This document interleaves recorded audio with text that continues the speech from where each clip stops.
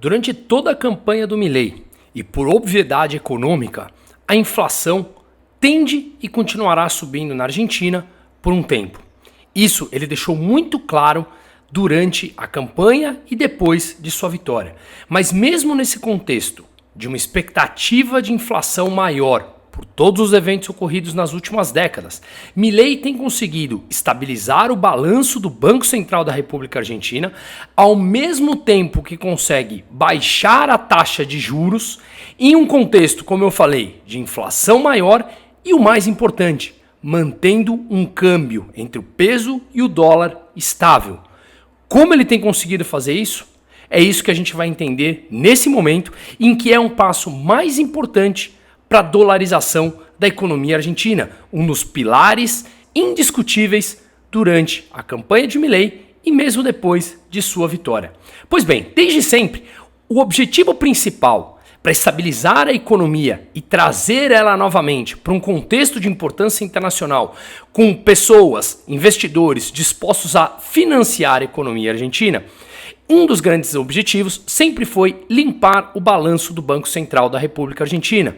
Eu já fiz alguns vídeos explicando todos esses detalhes do que são as LELIQs, aquelas dívidas, aqueles passivos remunerados do Banco Central da República Argentina com vencimento de 28 dias. E também os passes, os passivos remunerados do Banco Central, ou seja, as dívidas do Banco Central com vencimento de incríveis 1 dia.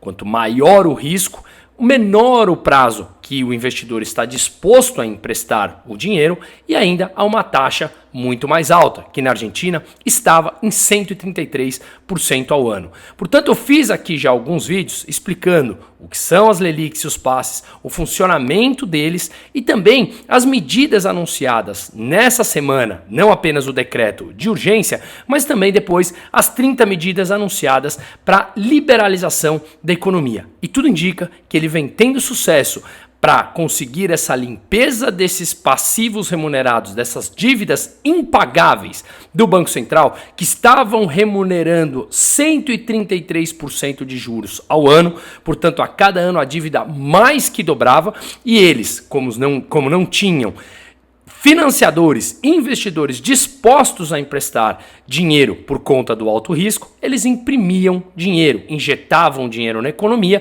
e isso é uma bomba inflacionária que precisava ser desarmada.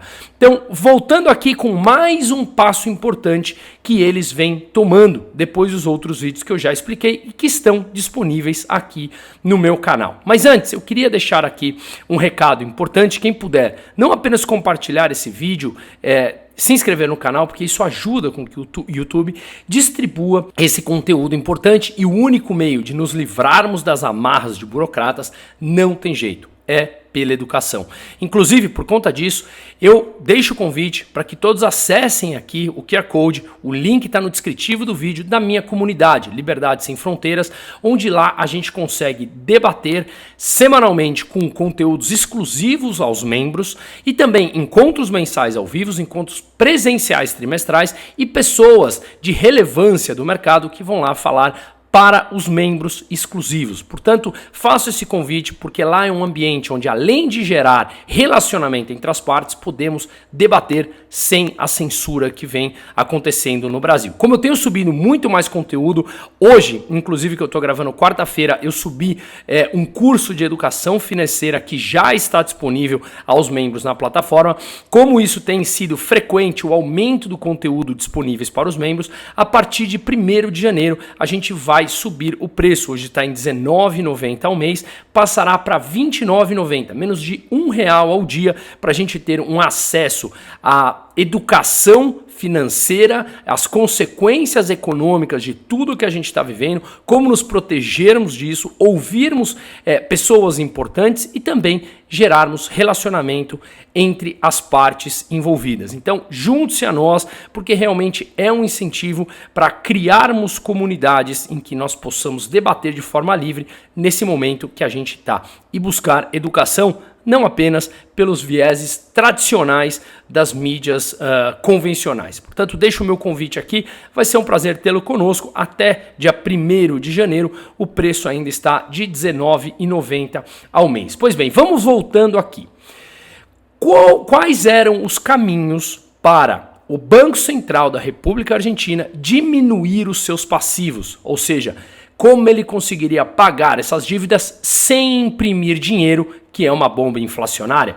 Basicamente, 3 caminhos, como eu expliquei nos outros vídeos, esses 2 primeiros caminhos, e aqui eu vou explicar o terceiro. O primeiro deles é a forma mais simples, privatizações, que sim seguirá esse caminho, mas ao vender ativos do Estado para o setor privado, abrindo o mercado com ampla concorrência, como a dívida é muito grande e vem sendo corrigida por juros exorbitantes, talvez esse montante arrecadado não seja suficiente para diminuir ou para liquidar, melhor dizendo, essa dívida do Banco Central. É um caminho, mas ela não resolve um problema como um todo, mas sem dúvida será feito. O segundo ponto é trocar a dívida do balanço do Banco Central da República Argentina para o Tesouro Argentino, o governo central argentino. De novo, fiz um vídeo detalhado explicando sobre as LELIQs e os passes, que são as dívidas do Banco Central argentino, que agora eles começaram a tirar do balanço do Banco Central para poder liquidá-lo, para passar para o Tesouro. Vamos entender que, como o objetivo do Milei, que eu acho que é um caminho de extremo sucesso, é dolarizar a Argentina e, portanto, não precisaria mais da existência do Banco Central argentino, você não pode liquidar uma instituição se ela é devedora. Então, precisa matar essa dívida, amortizar essas dívidas com seus credores para, assim, liquidá-la posteriormente. Então, um dos caminhos é retirar essa dívida do balanço do Banco Central e repassar ao Tesouro, que isso também já está sendo feito, como eu expliquei num vídeo anterior que está disponível aqui no meu canal. Portanto, eles vêm amortizando as LELIQs e os passes e essa dívida passa a ficar com o governo federal. Mas para isso é necessário também confiança, que é o que ele vem construindo. A terceira opção, que é importante ser mencionada, isso está nas entrelinhas, que é algo que a gente discute muito lá na comunidade com os membros, porque realmente são temas mais específicos. A terceira opção para diminuir os passivos remunerados, as dívidas do Banco Central e repassar ao Tesouro, ao governo central argentino, é a liquidação através da inflação. Pode parecer estranho, mas vamos explicar isso de forma simples e detalhada aqui. Pois bem, se a inflação da Argentina sobe mais do que os juros da dívida, os juros que corrige as dívidas do Banco Central ou do Tesouro Nacional, então os juros reais dessas dívidas se tornam negativos. Ou seja, o que é o juros real? É o juros nominal, os juros, o montante dos juros, 10, 12, 30, que no caso era 133% na Argentina, com uma inflação, digamos, de 150%, portanto, o juros real é o juros nominal menos a inflação. Como a inflação é maior do que o juros nominal, portanto, os juros reais se tornam negativos. Assim, dessa forma, se o Tesouro Argentino e o Banco Central Argentino, até retirar todas as dívidas do balanço argentino endossadas pelo Tesouro, se os juros que remuneram, que corrige essa dívida, é menor do que a inflação, os juros reais se tornam negativos. Portanto, com o passar do tempo, a dívida real cai. O valor nominal da dívida começa a se tornar cada vez mais irrelevante, uma vez que as receitas do governo crescem num contexto inflacionário. Eu já fiz outros vídeos explicando aqui, não apenas da Argentina, mas como o governo pode tirar vantagem num contexto mais inflacionário, uma vez que ele arrecada mais. Mas voltando aqui, o valor nominal da dívida, ele passa a ser mais irrelevante, uma vez que os juros que corrige a dívida é menor do que a inflação. Portanto, as receitas do governo passam a crescer mais e o montante nominal da dívida, apesar de crescer, fica mais irrelevante. A dívida real cai, o valor real da dívida ela diminui. Assim, o que acontece é que a solvência relativa do Estado argentino ou do Banco Central da República Argentina sobe, uma vez que a correção dos juros é menor do que as receitas que ele passa a ter nesse contexto de expectativa inflacionária maior, que vem carregado das ações dos últimos 20 anos. Uma vez que as dívidas se mantêm fixas em termos nominais e com a inflação as receitas nominais do governo crescem. Portanto, a dívida real, o valor da dívida real cai. E assim, a solvência do Estado aumenta, passando mais confiança aos investidores. Imagina, por exemplo, uma dívida de 100 mil pesos há 23 anos atrás. A cotação de um peso há 23 anos atrás representava $1. Portanto, se você tinha uma dívida de 100 mil pesos, você devia 100 mil dólares.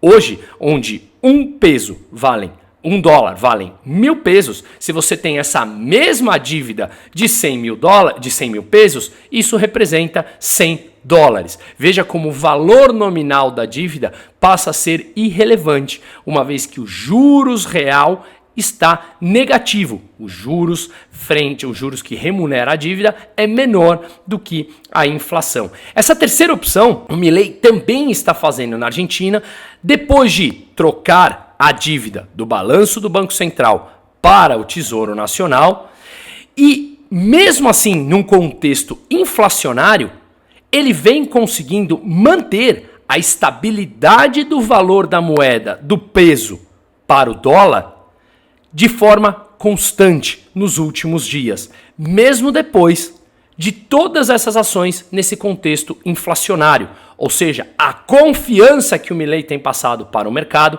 tem sido retificada e tem sido representada aqui nos números. Pois bem, qual é o risco dessa operação? Obviamente, se você paga juros mais baixos do que a inflação, ou seja, se o juros real está negativo, normalmente você tem uma fuga de capital desse país. Vamos lá, se você investe o teu dinheiro rendendo, digamos, 10% ao ano e a inflação está em 15% ao ano, nós passamos isso durante algum período no meio da pandemia, os investidores retiram o dinheiro de lá daquele país, venderiam pesos, compram dólares para se proteger dessa inflação, certo? Sim, isso aconteceu em vários países no meio da pandemia. Tanto é que muitas moedas de países emergentes se desvalorizaram por conta disso. Mas isso não tem acontecido na Argentina, mostrando mais uma vez a confiança na expectativa da busca pela solvência do Estado no médio ou no longo prazo. Se os investidores tivessem esse receio agora, como sempre tiveram nos últimos anos, com o juros real negativo, ou seja, o teu dinheiro perdendo poder de compra, uma vez que os juros que remuneram os teus investimentos é mais baixo do que a inflação, mais pessoas venderiam os pesos, demandariam dólares. Ao demandar esses dólares e vender pesos, o peso desvaloriza e a inflação se aceleraria ainda mais na Argentina. Mas isso não tem acontecido. Portanto, para evitar essa eventual desvalorização do peso que não vem acontecendo, o Milei poderia subir as taxas de juros. Assim teria mais atratividade aos investidores para investir o seu capital. Ao investir o seu capital com taxas de juros acima da inflação, você poderia não ter uma venda, uma oferta maior dos pesos e aí sim poderia conter um pouco a inflação. Mas isso não está acontecendo. Milei tem conseguido, mesmo com juros reais negativos, manter estabilidade do peso para o dólar. E assim, obviamente, mostra uma confiança.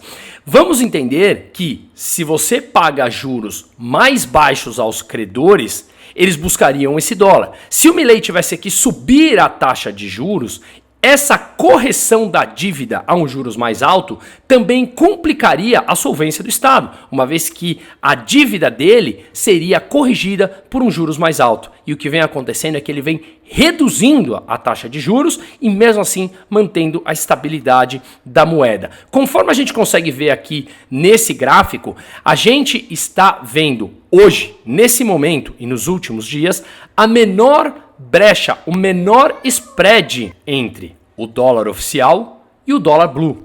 O dólar blue é aquele, como eu também já expliquei em outros vídeos e falei bastante lá para os membros da comunidade, nas minhas visitas à Argentina, que eu tive esse ano, inclusive acompanhando as eleições junto ao bunker do Milei, a gente vê esse spread, essa diferença entre o dólar oficial e o dólar na rua, está cada vez menor, a menor brecha e o menor spread desde 2020 e tem se mantido assim nos últimos dias.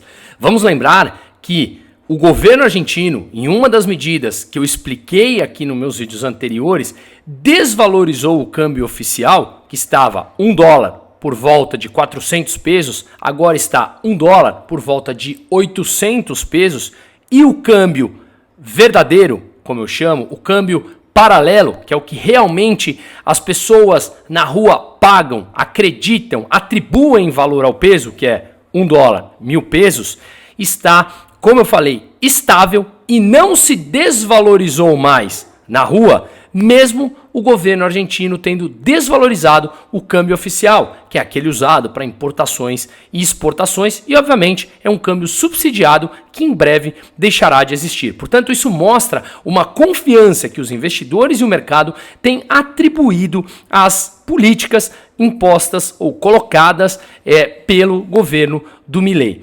Portanto, depois dessa desvalorização, como eu falei, de 400 para 800 pesos por dólar do câmbio oficial, que vale para pouca coisa e é subsidiado e tem um alto custo para o governo, o paralelo se manteve e não se desvalorizou mais, inclusive pouco abaixo dos 1.000 pesos por dólar, que foi justamente o que eu paguei lá nas últimas 2 visitas, nos últimos meses que eu estive em Buenos Aires, tá? Seguindo essa lógica, a gente consegue ver que isso ocorreu, e é o que é mais importante levar em consideração, no mesmo momento em que o Banco Central da República Argentina e o Tesouro Nacional baixaram as taxas de juros dos seus passivos remunerados de um dia. Lembra que eu falei dos passes, que é o passivo remunerado às dívidas que o Banco Central da República Argentina tem com vencimento de um dia? Pois bem, essa taxa o governo do Milei baixou para 100% ao ano, como eu expliquei num vídeo anterior. Mesmo baixando a taxa de juros que remuneram a dívida do Banco Central, que remuneram aos investidores ao emprestar para o Banco Central, comprando as passes, comprando dívida com vencimento de um dia, mesmo o governo baixando a taxa de juros para 100% anual, mesmo assim, o câmbio se manteve estável. Vamos lembrar que esse 100% ao ano representa mais ou menos 8,3% de rentabilidade ao mês, o que é muito abaixo da expectativa de inflação que está entre 15% e 20% ao mês. Ou seja, a inflação corrói o poder de compra do teu dinheiro entre 15% e 20% ao mês. O governo te remunera em 100% ao ano, que dá 8,3% ao mês, metade praticamente do que está a expectativa e a inflação na rua, e mesmo assim você vê investidores emprestando dinheiro e não vendendo pesos, portanto o peso não está se desvalorizando, está se mantendo estável, como a gente mostrou naquele gráfico anterior. E isso, repito, tem muito a ver com confiança na expectativa da solvência do Estado. Ao mesmo tempo, o Tesouro já começou a emitir novas dívidas para amortizar as Lelics e os passes.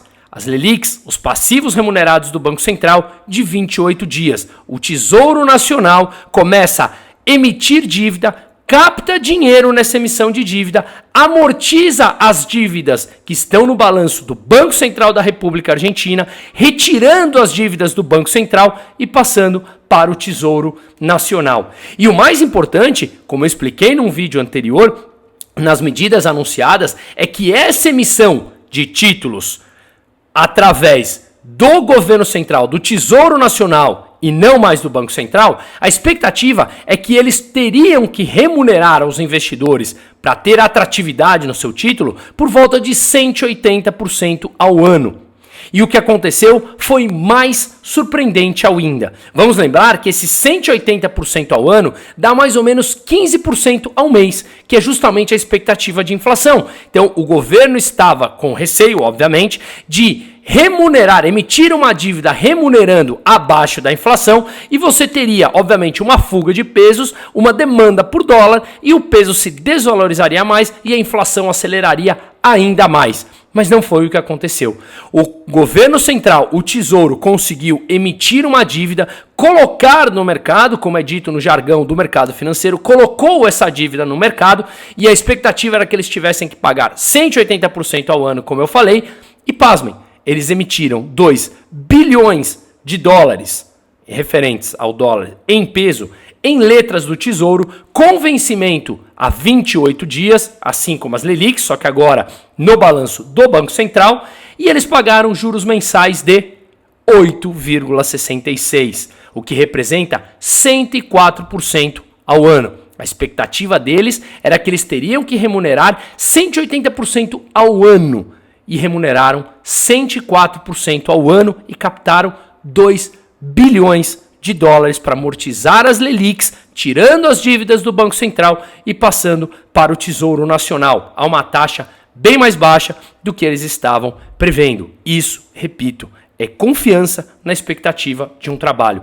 Eles também colocaram 1 bilhão de dólares indexados à inflação com vencimento em 2026 e 2027. Ou seja, títulos de médio e de longo prazo. Você só empresta a um prazo mais longo se você tem uma mínima confiança na solvência daquela instituição, que ela te pagará de volta aquilo que você investiu. Caso contrário, você deixa de emprestar, senão não faz sentido. Você sabe que a contraparte dará calote na dívida, não te devolverá o dinheiro acrescido dos juros, você deixa de emprestar. E não, eles conseguiram captar 1 bilhão de dólares com vencimento em 2026 e 2027, corrigidos pela inflação do período. Ou seja, isso é realmente um feito histórico para anos após destruição econômica de políticas kirchneristas que levaram a praticamente 50% da população abaixo da linha da miséria